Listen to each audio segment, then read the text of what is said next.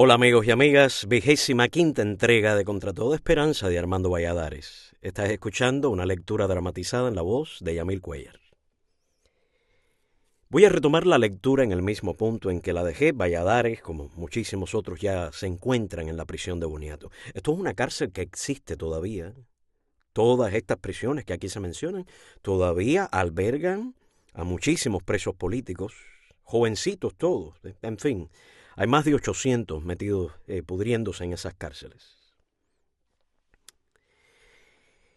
Esta medida significó un gran alivio. ¿Por dónde lo dejamos? Este personaje el órgano, así es como se llama, el tipo que parece que había escuchado muy poco la palabra resplandece. Y entonces quería impresionarlos a los demás. De ustedes resplandece que nosotros resolvamos el asunto. En fin, cosas cómicas, sarcásticas que hay que escuchar en esta historia. Amigos y amigas, muchísimas gracias una vez más. Bienvenidos a mi lectura. Iniciamos Contra Toda Esperanza de Armando Valladares. Me encuentro en la página 237.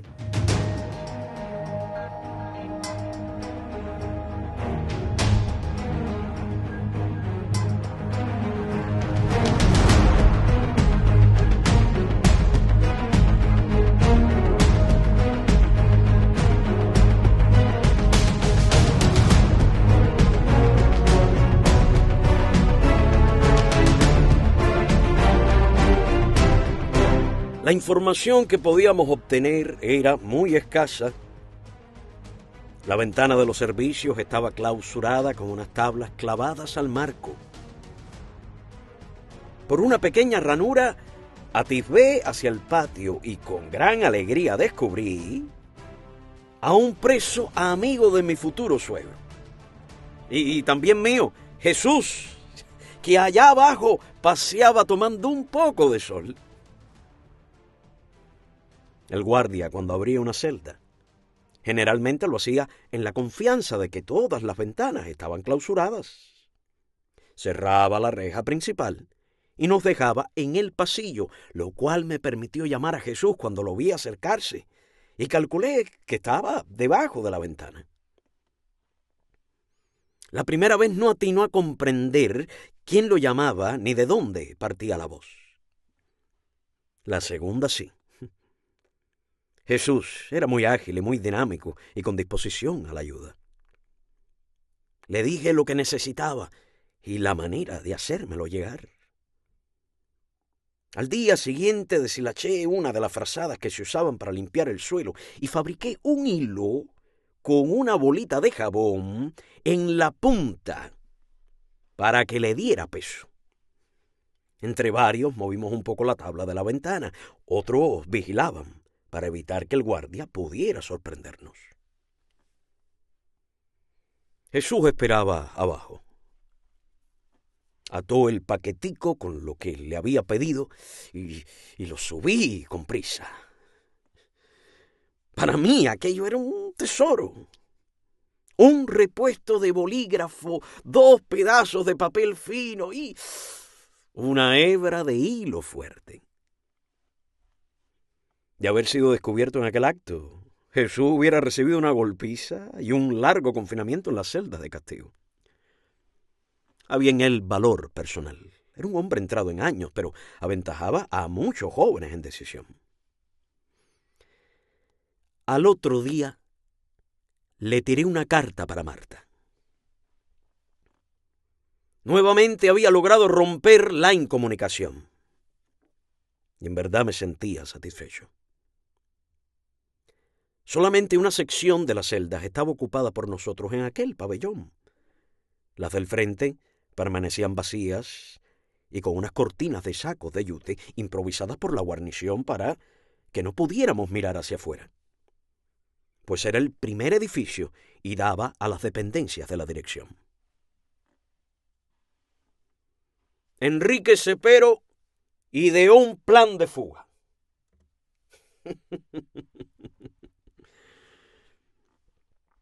Nuestra situación menesterosa, sin recursos, era algo bien difícil. Lo principal era conseguir la ropa, pues nosotros no teníamos. Pero gracias a la habilidad extraordinaria del sastre de nuestro grupo, Mario Díaz, este primer obstáculo quedó vencido. Con unas frazadas y sábanas confeccionó 2 mudas de ropa. Pepe Fernández acompañaba a Cepero en la espectacular acción. Todo fue realizado a la perfección. Pasaron a las celdas del frente, luego de un genial escamoteo que hicieron días antes a los guardias, al cambiarles una de las cadenas que cerraba la reja por otra que tenía un eslabón roto.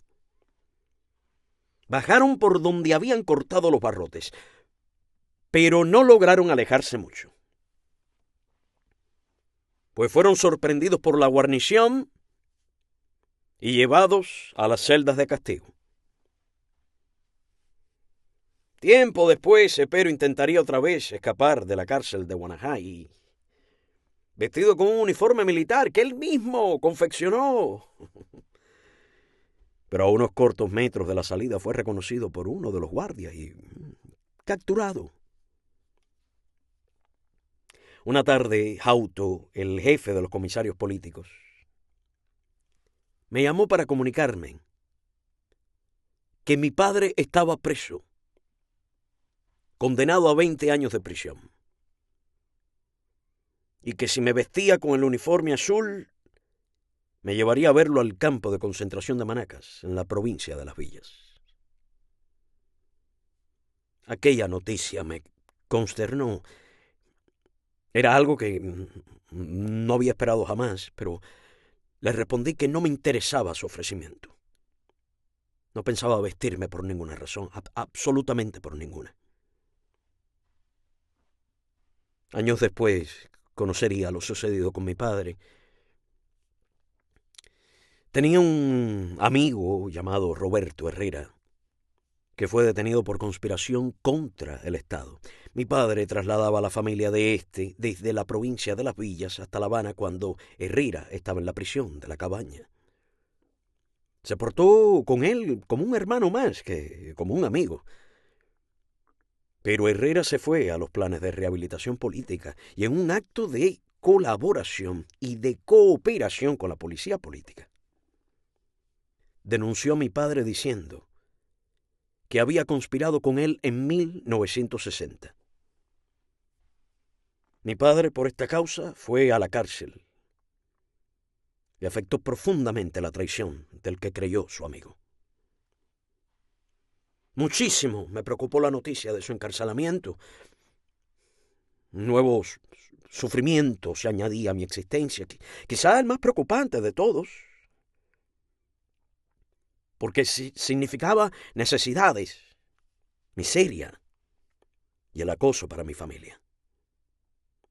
Mi madre y hermana quedaban solas, desamparadas y más señaladas todavía, porque además de mí, ahora también mi padre era un preso político. La peor de cuantas noticias había recibido en los años de cárcel fue aquella. También lo sentía por mi padre, ya entrado en años y enfermo, pero nada podía hacer. Solo asimilar el duro golpe y fortalecer más todavía mi fe frente al nuevo contratiempo. Otra prueba más, un nuevo reto a mi resistencia. Sin embargo, medité, analicé mi postura. ¿Valía la pena mi conducta rebelde? Bastaba con que dijera que aceptaba el uniforme azul y al día siguiente partiría rumbo a La Habana. Y al otro estaría visitándome mi familia. Esto indudablemente mitigaría el efecto del encarcelamiento de mi padre. Para mi madre y mi hermana sería un alivio grandísimo y para Marta. Y para Marta, ¿sería capaz de comprender mi actuación? ¿De aceptarla? Estaba seguro que sí, que materialmente la aceptaría, pero ¿la comprendería interiormente? Yo la había preparado desde el primer día, le había manifestado claramente que no pensaba variar mi conducta. Siempre le explicaba lo que hacía y por qué. Ahora, un cambio en mi comportamiento podría parecer inconsecuente. No creo que el hombre deba ser dogmático, sino que, por el contrario, sus criterios deben evolucionar. Pero hay algo en lo que no puede ceder. Sus convicciones o valores éticos, que son como pilares que lo sostienen interiormente. Si se resquebraja uno solo de ellos, el edificio íntegro de su vida puede venirse abajo.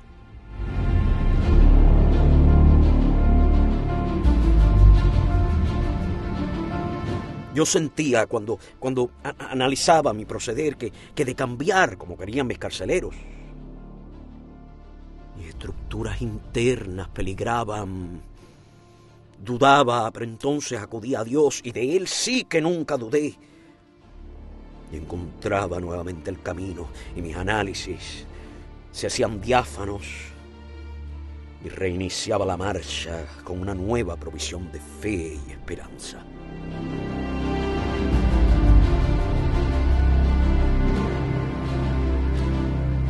Reiniciaba la marcha con una nueva provisión de fe y esperanza.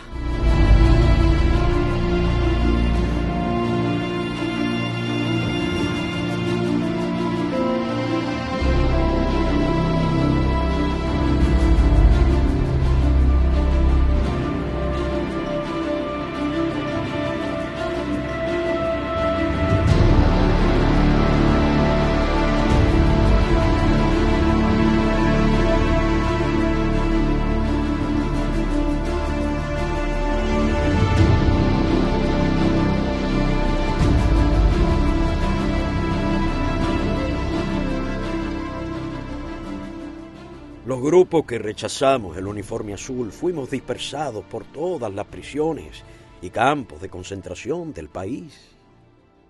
La cárcel de Camagüey, la de Holguín, la de Manzanillo, en Pinar del Río, en Guanajáy, el Castillo del Príncipe, la Cabaña y otras. Habíamos acordado que no aceptaríamos ninguna solución hasta tanto no volvieran a reunirnos a todos en La Habana. Así, el objetivo del Ministerio del Interior de debilitarnos al disgregarnos para presionar sobre cada uno de nosotros aisladamente, quedaba neutralizado por nuestra decisión. En muchas cárceles emplearon las golpizas sistemáticas para obligarnos a vestirnos. También el confinamiento en calabozos con las paredes y el suelo cubiertos de asfalto derretido, pegajoso, que dejó para siempre marcas en la piel de los prisioneros. El jefe de cárceles y prisiones, capitán Medardo Lemos, participó personalmente con un nutrido grupo de guardias en apaleamientos a prisioneros en el castillo de San Severino y en el campo de concentración de Ahuica, en la provincia de Matanzas. Fue allí donde García Plasencia, un prisionero al que le cayeron a golpes, le dio un puñetazo al capitán Lemos en pleno rostro. Luego lo desbarataron a golpes. Cuando escribo estas líneas, todavía García Plasencia guarda prisión hace más de 20 años. La existencia de los prisioneros políticos desnudos fue denunciada ante gobiernos y organismos internacionales, pero estos no se molestaron en responder. Amnistía Internacional guardó silencio. Era entonces su dirigente Sam McBride, que recibió el premio Lenin de la Paz, que como se sabe es concedido por el Soviet Supremo de la URSS, a quienes defienden los intereses de la Unión Soviética, su política exterior y sus concepciones ideológicas. Este mismo Sam McBride, 10 años después, en julio de 1978, presidía una conferencia sobre derechos humanos celebrada en Venezuela para denunciar las violaciones que se producían en América Latina. Correcto y caballeroso, saludó a mi esposa, que participaba en la conferencia, no sabiendo quién era. Cuando Marta inició su discurso y el señor McBride escuchó decir que en Cuba se violaban los derechos humanos, perdió toda compostura, chilló, histérico, y le prohibió que siguiera hablando. Marta trató de continuar su exposición y el señor McBride empezó a golpear fuertemente su mesa y a gritar por el micrófono a los que hacían las traducciones simultáneas que no tradujeran sus palabras, impidiendo de esta manera y ante la consternación de todos los presentes que ella continuara hablando. Al día siguiente, en la primera plana del diario venezolano Últimas Noticias, un cintillo a toda página decía: se violan los derechos humanos en conferencia sobre derechos humanos.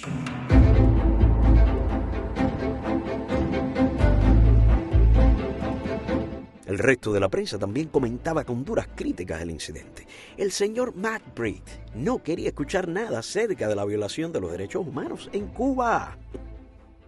¿Qué habría pensado el Soviet Supremo si él lo hubiera permitido?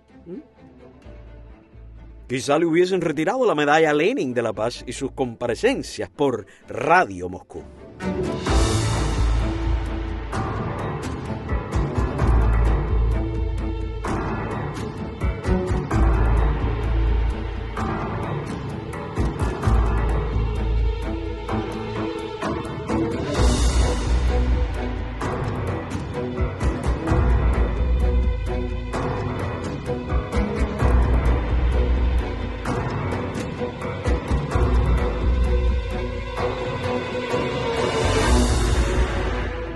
Pasaron varios meses.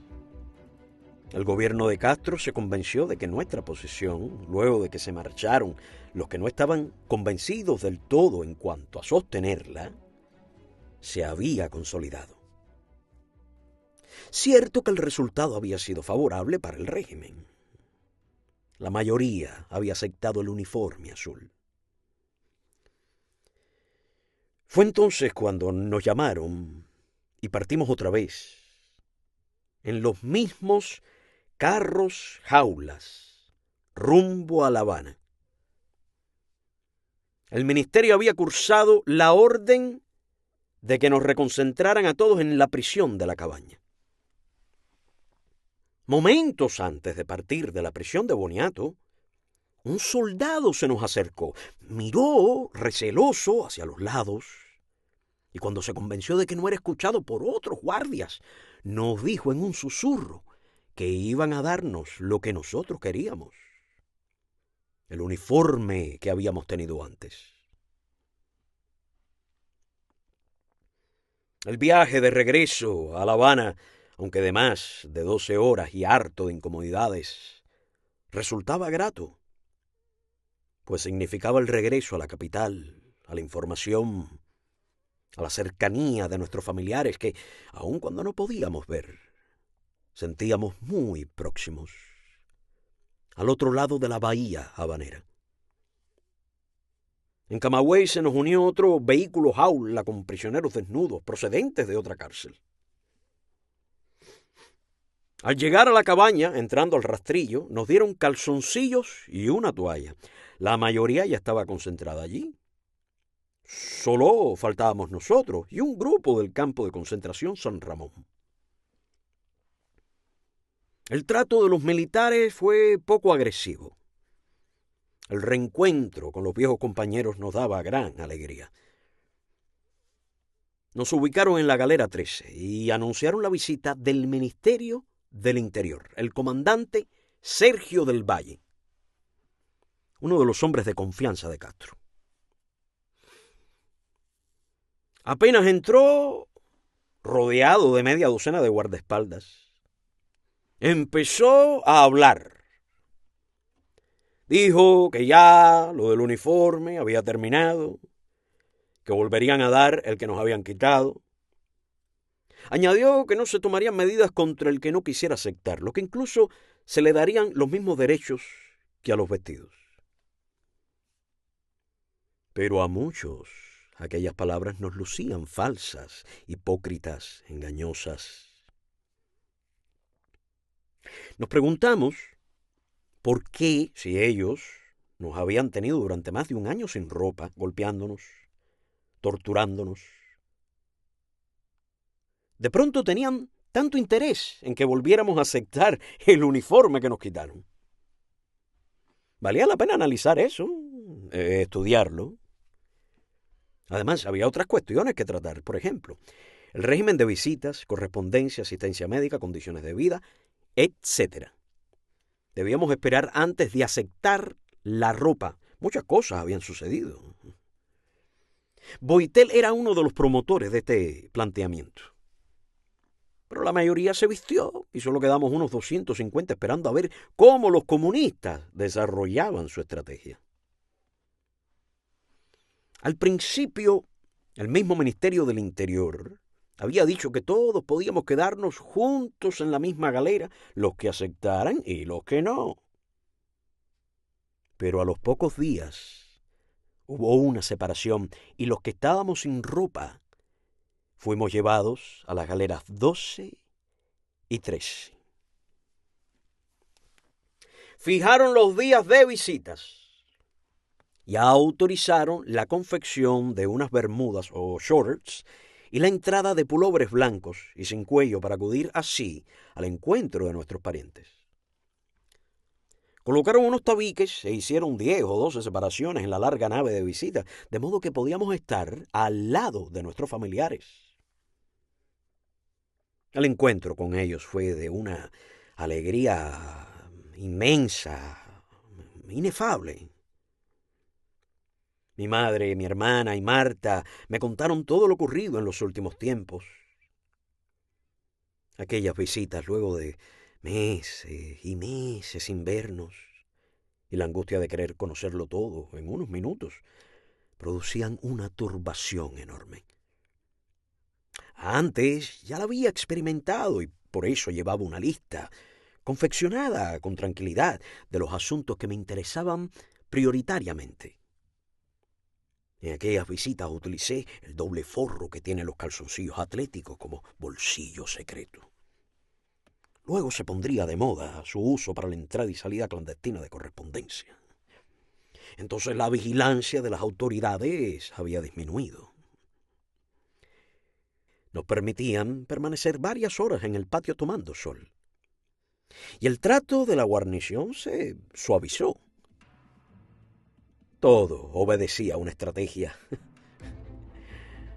La de que los no vestidos no viéramos diferencia alguna con los uniformados y acabáramos aceptando la ropa, cosa que necesitaban para poder iniciar el nuevo plan de destrucción del presidio político. Muy pronto se demostraría que teníamos razón los desconfiados.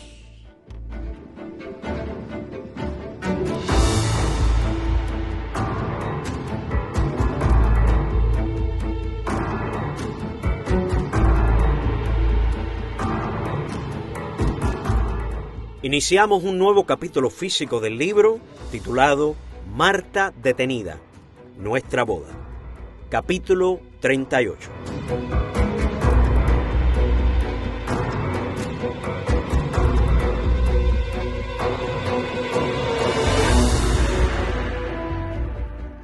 Las condiciones de vida empezaron a deteriorarse. No se cumplían las promesas de asistencia médica adecuada, no se trasladaban a los locos a un centro apropiado y no entregaban la correspondencia. Tuvimos que devolver los alimentos porque faltaban 30 o 40 raciones. Como no las repartían, nos quedábamos todos sin comer. Se propuso una huelga de hambre en la que participarían los vestidos con el uniforme amarillo y nosotros. Para demostrarles a las autoridades la firmeza de nuestra decisión, sacamos todos los alimentos que teníamos dentro de las galeras, un poco de azúcar, harina de trigo y algunas galletas del paquete familiar que nos estaban permitiendo recibir cada 90 días. Colocamos todas estas bolsitas ordenadamente frente a cada galera. Solo ingeríamos agua. Y era bueno que los militares lo supieran.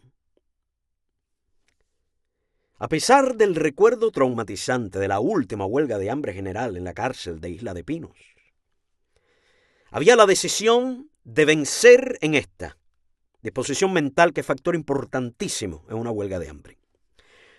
Todos se sentían engañados. Habíamos ganado la batalla del uniforme con estoicismo, asimilando vejámenes y trato inhumano.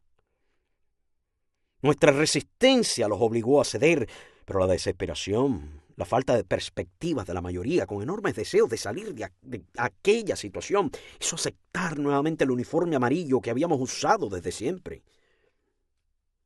Cierto era lo que al principio pedíamos casi todos, pero la prisa demostrada por las autoridades en devolverlo debió despertar sospechas, y llevamos a esperar unos días para aceptarlo, planteando además mejoras en las condiciones de vida. Los 2 primeros días que rechazamos los alimentos pasaron sin incidentes, pero al tercero evacuaron a los presos rehabilitados que trabajaban transportando los tachos desde la cocina y los sustituyeron por militares que colocaron frente a cada galera tanques y grandes cazuelas con olorosos alimentos, como nunca antes los habían preparado, pensando que quebrarían con ellos nuestra decisión. Una noche, ya pasada la semana, el teniente Lemus, jefe de cárceles y prisiones, se apareció en el patio con varios oficiales y por unas listas llamó a 25 prisioneros, considerados por ellos como dirigentes e instigadores de la huelga.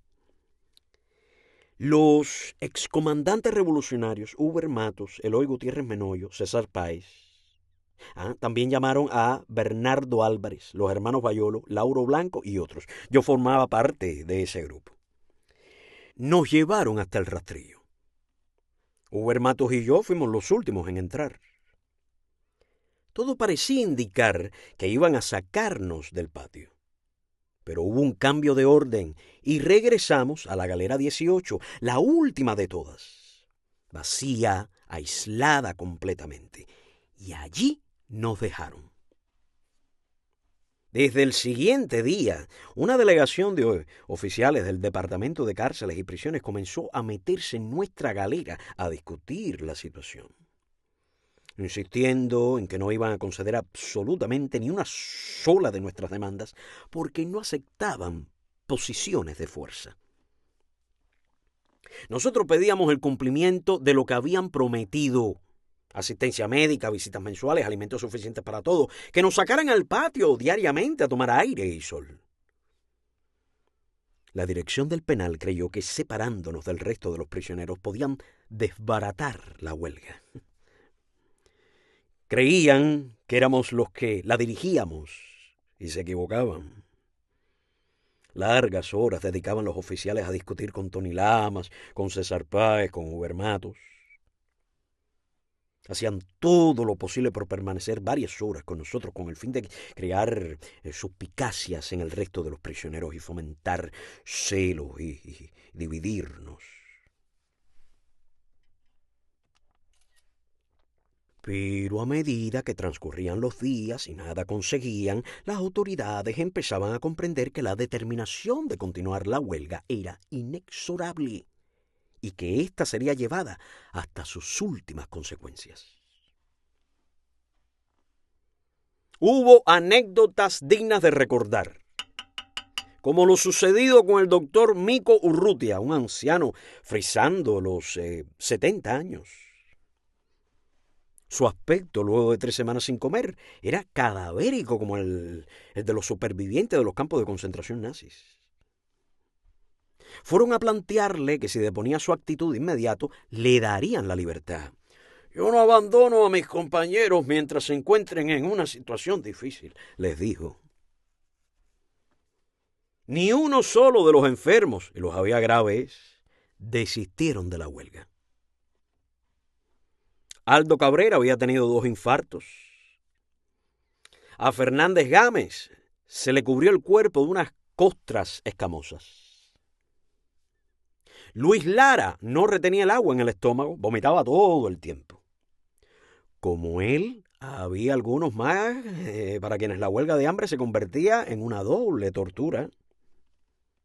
En tanto, los militares seguían colocando frente a las galeras apetitosas comidas en grandes tachos. Pero no pudieron tentar a nadie. Marta fue la primera en saber lo que estaba sucediendo por una carta mía que logré enviarle, y avisó a muchos familiares de los demás presos que 2 días después se presentaban en la primera posta de la entrada y esperaban allí hasta que les dieran noticias de nosotros, de la situación en que nos encontrábamos. Otras mujeres se dirigían a las dependencias del Ministerio del Interior, pero siempre recibían la misma respuesta por parte de los funcionarios. Mientras no depusiéramos nuestra actitud de fuerza, no habría solución. A la segunda semana, patrullas de militares impidieron el acceso a la puerta de la prisión y nuestras madres, esposas, hermanas se quedaron en un camino de tierra que une la cabaña con el Castillo del Morro. Todo el día permanecían las mujeres bajo el sol o la lluvia. Los hombres no podían acudir porque si lo hacían irían a parar a la cárcel. A mediados de octubre, la tensión y la incertidumbre decidió a los familiares a dirigirse a la secretaria de Castro, Celia Sánchez, para pedirle que intercediera en nuestro favor. Desde la prisión se encaminaron a sus oficinas. Para no llamar la atención, fueron retirándose en grupos y se unieron en la calle 23, en la barriada del Vedado. Y de allí salieron por la calle K buscando la calle 19, donde vivía Celia Sánchez. Algunos transeúntes le preguntaban extrañados qué sucedía y cuando se lo informaban, huían despavoridos. Los vecinos se metían en sus casas cerrando las puertas y hubo quienes gritaron que ojalá nos muriésemos todos los que estábamos en huelga. Ay. Cuando doblaron por la calle K, un jeep militar se les acercó. Los soldados les aconsejaron que se retiraran a sus casas, advirtiéndoles que así nada lograrían. Pero las mujeres decidieron continuar. No era una manifestación clásica con carteles o gritando consignas, simplemente un grupo numeroso de mujeres caminando juntas, en silencio. Pero de pronto, carros patrulleros, con las sirenas ululando, aparecieron por todas las calles, bloqueándolas. Los policías se lanzaron de los vehículos como si se tratara de una cacería de criminales peligrosos. Las ancianas fueron arrastradas sin misericordia, atropelladas y metidas a empujones en los automóviles. A las más jóvenes las golpearon dándole bofetadas. Marta, junto a otra señora, había logrado escapar, pero miró hacia atrás y vio a su amiga Inés, la esposa de Raúl del Valle, debatiéndose entre las manos de un policía que la agarró por las muñecas y la arrastró hasta meterla en un patrullero. Por compañerismo y lealtad hacia la amiga, Marta no quiso dejarla sola y corrió hasta ella. Las introdujeron en el mismo automóvil, llevándolas para la jefatura central de la Policía Nacional Revolucionaria, en las calles de Cuba y Chacón. Las sentaron en unos bancos de cemento junto a las demás mujeres atrapadas en la redada.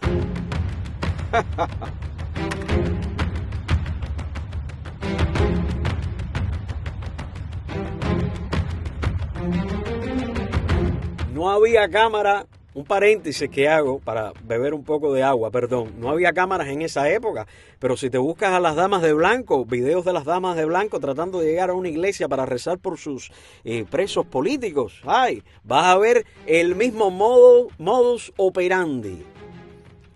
Les da igual la edad que tenga la persona, las arrastran, les dan empujones, magullones, no, ¿para qué? Una escena de horror. Lo mismo, lo mismitico.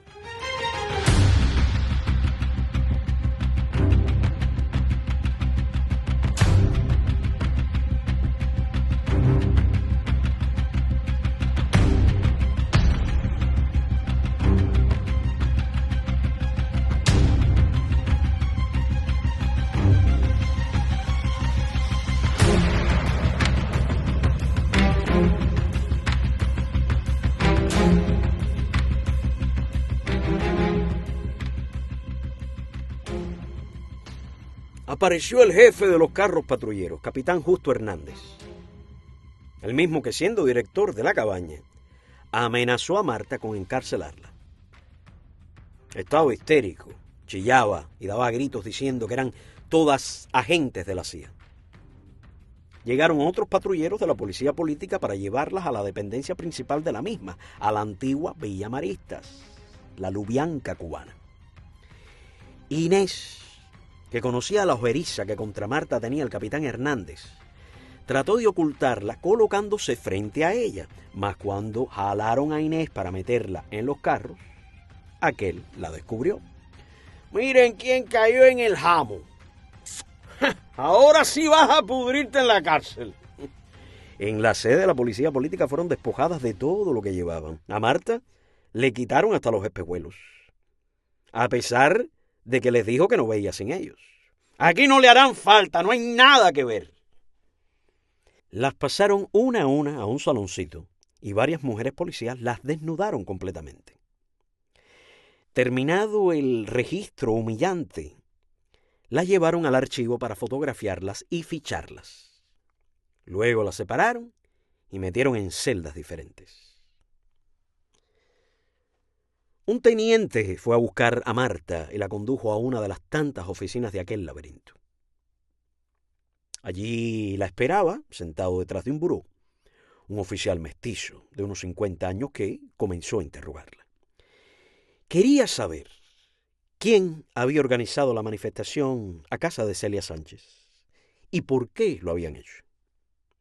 Marta le respondió que sus familiares iban a morir en una huelga de hambre que ellos habían provocado al no darnos lo más elemental para subsistir. Entonces el oficial le dijo que ellas estaban dirigidas y pagadas por la CIA y que todo había sido planeado desde el exterior. Marta no pudo evitar sonreírse y el militar se molestó.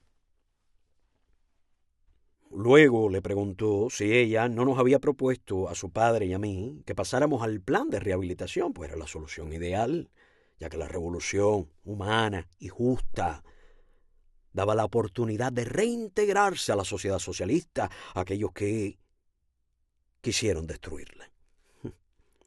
Marta le respondió que ni para nosotros ni para ella la rehabilitación era una solución, que no íbamos a negar a Dios cualesquiera que fueron las consecuencias. Pues va a tener mucho tiempo para pensar en eso.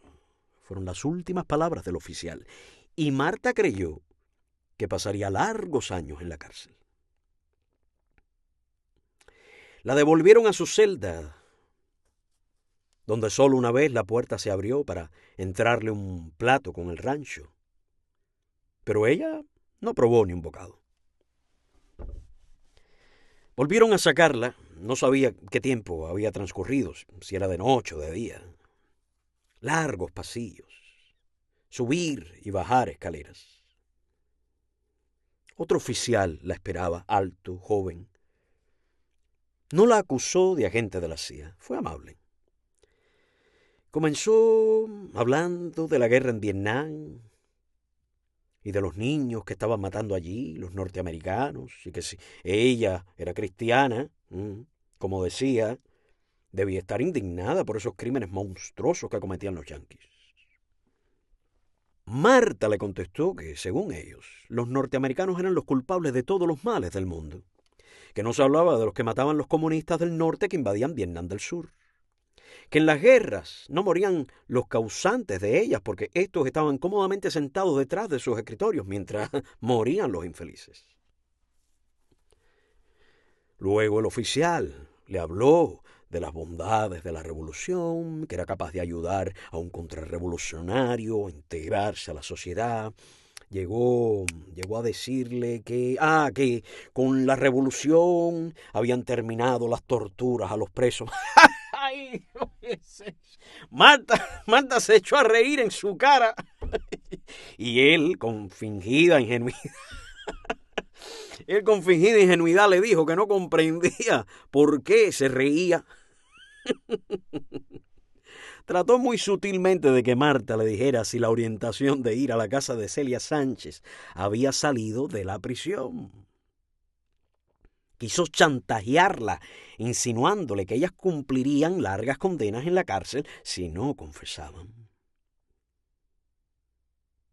Más tarde, a solas en su celda, que permanecía sin luz, pensaba preocupada en Inés y Josefina, la madre de Nacer. De nuevo ignoraba qué tiempo había pasado cuando volvieron a llamarla. Otra vez pasillos y escaleras desiertas. Llegaron a un salón donde estaban las demás.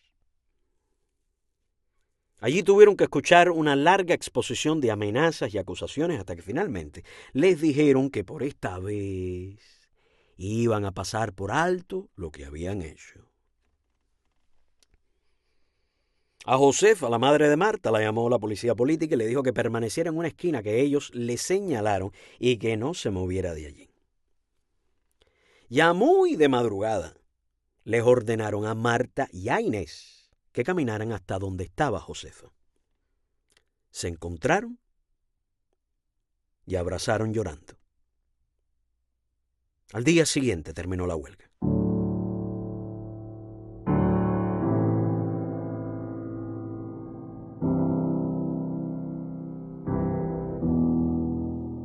A los 21 días, nuestra firme decisión obligó a las autoridades a ceder ante la justeza de las demandas.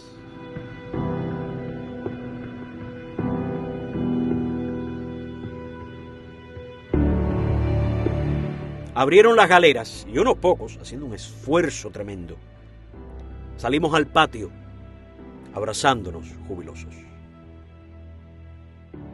Para los más graves que no podían sostenerse, llegaron las ambulancias y los trasladaron a la prisión del Castillo del Príncipe, donde radicaba el Hospital Nacional de Reclusos. A los menos graves les pusieron sueros en las mismas galeras porque las 10 o 12 camas de la enfermería estaban ocupadas. El corre-corre de médicos y sanitarios era constante.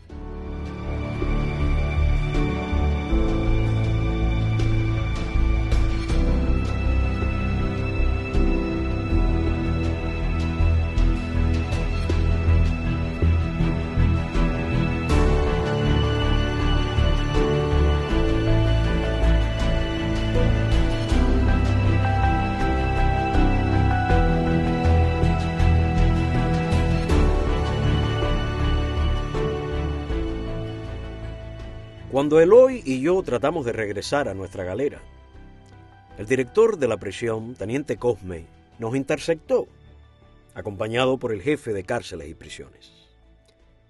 Nos dijeron que no podíamos irnos de aquella galera porque el grupo que la habitaba obedecía a una clasificación del Ministerio del Interior.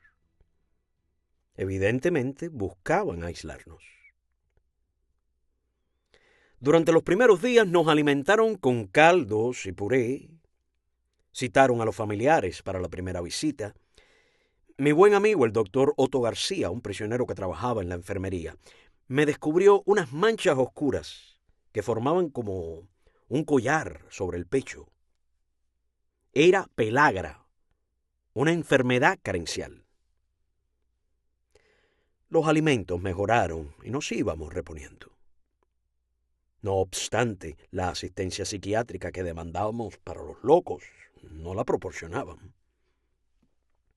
Algunos casos habían sido informados para que los recluyeran en un hospital adecuado, entre ellos el de Rafael Socorro, un joven estudiante que enloqueció de terror en los campos de trabajo forzado de Isla de Pinos. Uber Matos se levantaba el primero de todos y por eso descubrió el cuerpo que colgaba de la reja. Socorro se había ahorcado con unas tiras de sábanas. Uber llamó a Tony Llamas y a Atilano y entre los tres descolgaron el cuerpo mientras se llamaba a gritos a la escolta para que abriera la reja. Tony lo llevó en sus brazos hasta la enfermería. Ya estaba muerto. Era el 14 de febrero de 1969, día de San Valentín. Esto es, de los enamorados. Afuera, la madre y la novia de Socorro, con otros familiares, Marta entre ellos, intentaban que les permitieran vernos en atención a la fecha. Cuando el carro fúnebre pasó junto a ellas, la novia de Socorro no sospechó que en él iba el cadáver del hombre que amaba.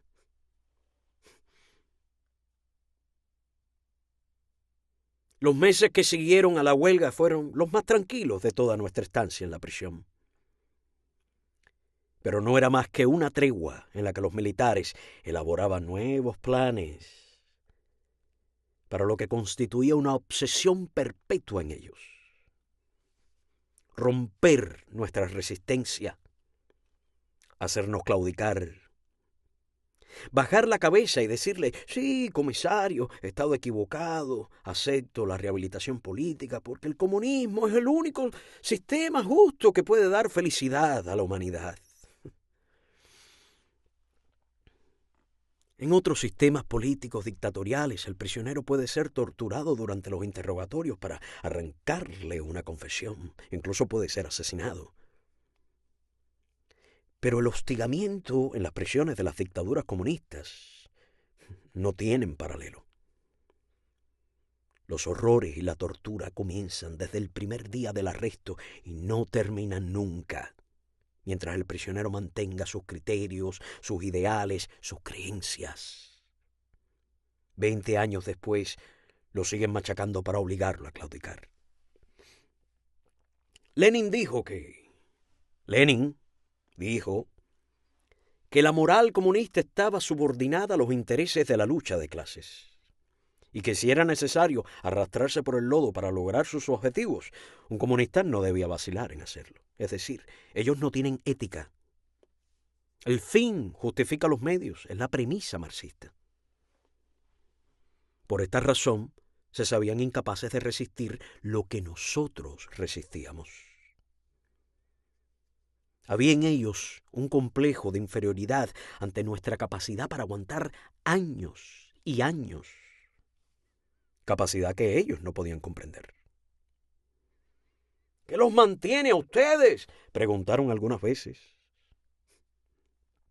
De ser ellos los que hubiesen estado en la cárcel, no habrían vacilado en fingir para que cesara el martirio. Por eso fueron colaboradores de los nazis en los campos de concentración y en sus prisiones. Fingir es una actitud normal en los comunistas. Prometen, para alcanzar el poder, un régimen de libertades, de justicia, de respeto a la dignidad del hombre. Y luego implantan la más feroz de las dictaduras, como ha sucedido en los países del este de Europa, en Vietnam, Camboya, donde asesinaron a 2,5 millones de personas, o en Cuba. El comunista puede decir que es cristiano, masón o mahometano. Mentir es una táctica que no le ocasiona conflictos internos ni cargo de conciencia alguno. Pero nosotros no. Tenemos conceptos firmes, esenciales para nuestra conducta en la vida. Sin ellos, sin esos principios, sin esa ética, no concebimos la existencia. Era precisamente eso lo que ellos querían romper. Las autoridades del penal sabían perfectamente lo que sucedía cuando los presos intentaban engañarlos, fingiendo que renunciaban a sus convicciones y pasaban al plan de rehabilitación. Los carceleros sabían que la farsa, al cabo de cierto tiempo, es asumida por el farsante en virtud de un mecanismo psicológico al que los expertos llaman disonancia cognitiva. Si un hombre se ve obligado a mentir constantemente y a renegar de los valores que sostienen su vida, la terrible humillación que sufre se va haciendo cada día más intolerable. Y para asimilarla, para evitarla, acaba por asumir realmente el punto de vista de su verdugo. Así ocurrió con algunos de los que aceptaron la rehabilitación política. Curiosamente, con los de más alto nivel intelectual, médicos, estudiantes, etc. Esto le sucedió también a algunos prisioneros norteamericanos en Corea, y así suele ocurrirles a las personas víctimas de secuestros políticos. Es el síndrome sueco. Una rara ironía del espíritu muy bien conocida en los países del este y 1000 veces repetida en los famosos procesos de Moscú y Praga. Algunos solicitamos a la dirección del ministerio autorización para casarnos. Creímos que era el momento propicio para hacerlo, dada la supuesta política conciliadora que estaban desplegando. El padre de Marta y yo queríamos que ella se fuera de Cuba a vivir con sus hermanos en el extranjero. Era necesario para su seguridad luego de haber sido detenida y fichada por la policía política. Marta, después de 1000 argumentaciones de su padre y mías, cambió su decisión de quedarse en Cuba y aceptó marchar al extranjero. La de ella era una de las pocas familias que habían quedado rezagadas cuando las listas de solicitudes para abandonar Cuba fueron aprobadas. En aquella ocasión, decenas de miles de personas marcharon a los Estados Unidos en los llamados vuelos de la libertad en 1965. Desde entonces ella hubiera podido irse. Una mañana, en la oficina de los militares, firmamos los documentos legales y quedamos así casados. Aquel acto no tenía para nosotros absolutamente ningún valor espiritual. Nos sentiríamos y seríamos en verdad esposos cuando nos uniéramos ante Dios.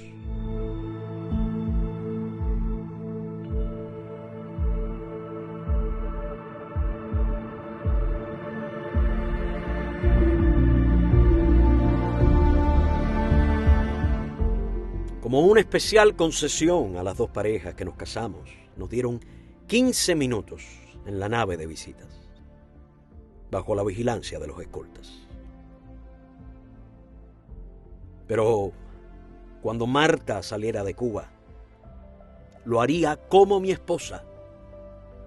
Habíamos hablado acerca de lo útil que sería su trabajo en el extranjero en favor de mi liberación. Planeamos toda una serie de actividades con el objetivo de crear una campaña de opinión que obligaría a Castro a soltarme. Ella tenía facultades para llevarlas a cabo, pues era una verdadera activista.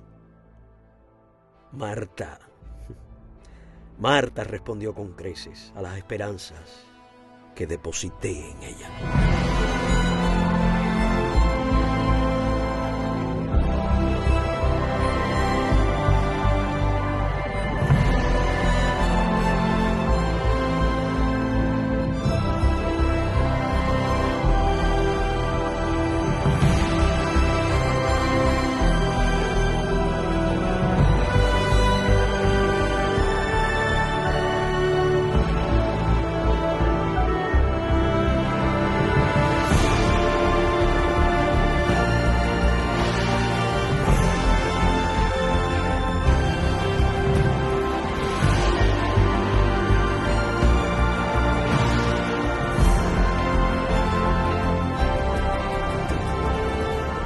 hasta aquí la lectura de hoy.